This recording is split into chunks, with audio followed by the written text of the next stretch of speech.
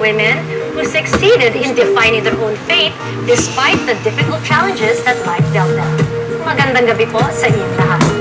Ngayong gabi, kilalanin natin ng lubusan ang buhay ni Miss Jessica Soho sa likod ng camera.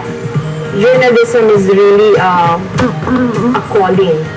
At alamin natin ang kwento ng katatagan at tagumpay ni Noemi. Siya po ang ating proudly Filipino nominee.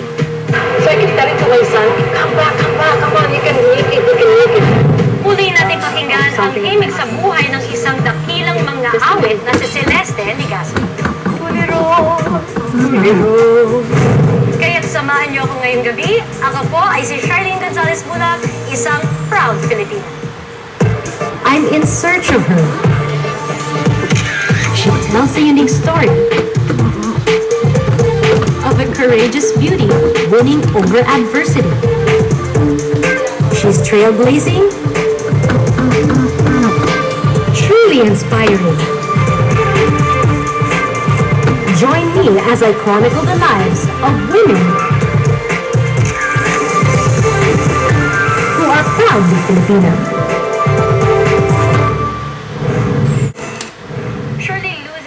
Is one of the most devastating experiences, but the pain of loss goes even deeper for Noemi Dado. Thanks to information technology, which has taken the mainstream in contemporary life, we find women like Noemi Dado. Almost like a best friend, her blog is her whipping boy for all the pains and hurts and fears pent up inside her. An outlet for her emotional turmoils and a confidant for her innermost secrets. Actually, I didn't write that blog for myself. I wrote it for people outside, so that they would relate to my story somehow. Because my blog's not just about myself, it's about what they will learn from my experience. Noemi recalls her childhood fondly. Those were the beautiful days she remembers with a smile. Until the day she found out her mother was dying. I was around 15 when we found out my mom had breast cancer. It's something that you don't want to think about, because you never think that your parents will die. Keep memories of me also, my family. It was the first major tragedy that struck Noemi. The day after her mother passed away, Noemi was grief-stricken. So when she eventually died, what did you feel? I felt sad that my family would be broken. It's not whole, it's not the same. But, my father was really good. He made sure that we were still a happy family. He never shared with you his grief or his pain? Only once, the day my mom died. But it was not the last time they would grieve for somebody they loved so dearly. A few years after, it was her brother who has taken away because of fulminant hepatitis. How did that happen? Oh, it was an epidemic in our neighborhood. The water supply was by the water district of Cebu. Apparently, one pipe was open and it was along some sewer, so the water got contaminated. How long did it take before he eventually passed away? I think just 3 days. 3 days? Probably got a massive dose of it. And how old was he at the time? 27. Little did Noemi know that another tragedy was about to happen. The next tragedy was your other brother naman. Yes. And he got leukemia and also died as well. Yes, but this time 3 years. The same God as my mom. 3 years, what happened? From the time he was 1996 diagnosed and everything. We brought him to the US for a clinical trial. Fortunately, I have doctors in the families and they said, hey, we will try this trial. Fortunately, the trial didn't work for him. So he had to be brought home and died within 2 weeks.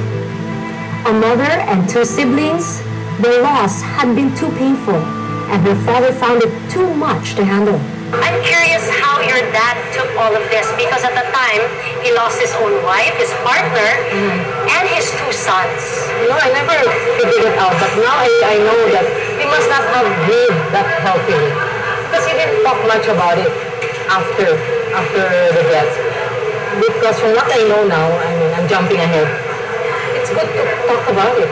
And maybe that's why he was not breathing healthily. He suffered. He was not taking care of himself. So eventually he also got sick. like the worst nightmare one could ever imagine, Noemi's biggest fear happened. It was not her father this time though, but her most precious 6-year-old son. You can never imagine that to lose a child. I have met parents before who lost a child, but never could I ever comprehend what it's like.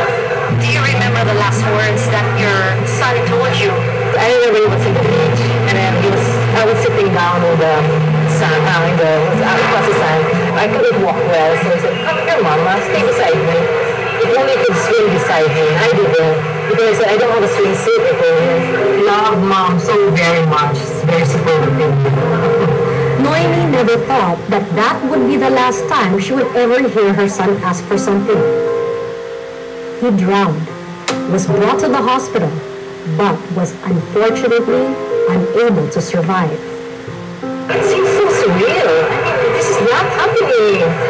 So I keep telling to my son, come back, come on, you can make it, you can make it.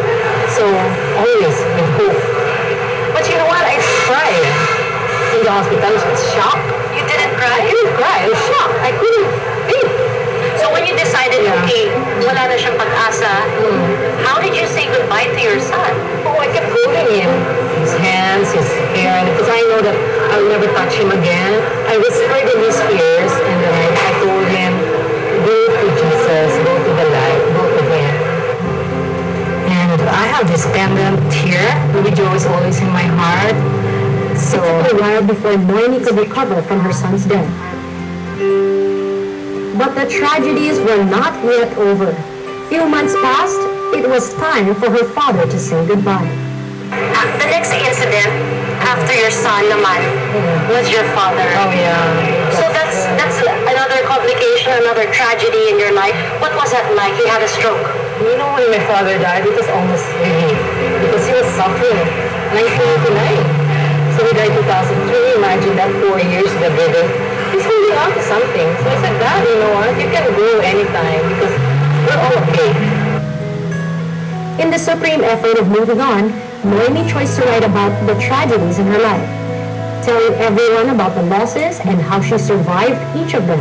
Quite interestingly, this has become healing therapy for her. As a matter of fact, she was able to write a book about it. When you rewrote the story of the incident Yes. for the book Falling Cradle, that's the moment you broke down. Oh yeah. It was Why? scary. Because I had to write, because when you write the lives, the death of your son, you have to write what he was like as a living boy. I remember the first part that he would say, the good boys go to heaven. Pressed his hands on my cheeks and said, the good boys go to heaven. I said, yeah, of course good boys go to heaven. I said, Mom, I'm not a good boy. I said, you are. You're just naughty. That doesn't mean you're bad. So I described him like that as a very, concerned of his spirituality at such a young age. Her blogs helped Noemi unravel and come to terms with her emotions and, in a way, to communicate with her son. Whenever she writes in her blog, she feels his presence just lingering around, actually listening to her. When was the last time you cried? Maybe this morning. And what did you cry about? Oh, I was blogging. My latest entries about blogging in a cemetery. It's the first thing I ever did. And I was telling my son, oh, we're in TV together. I mean, it teared me a bit. I was thinking that maybe my son, is just there with me at the time. It was 2 o'clock in the afternoon. The wind was so cool. It was so peaceful. For all that she has gone through, I truly admire her strength. I pray that as she continues to write in her blog, time will come when there will be happier stories. Right now, I am confident that her son and the rest of her loved ones are now all angels looking down from heaven. Truly, Noemi Dado is a Filipino to be proud of.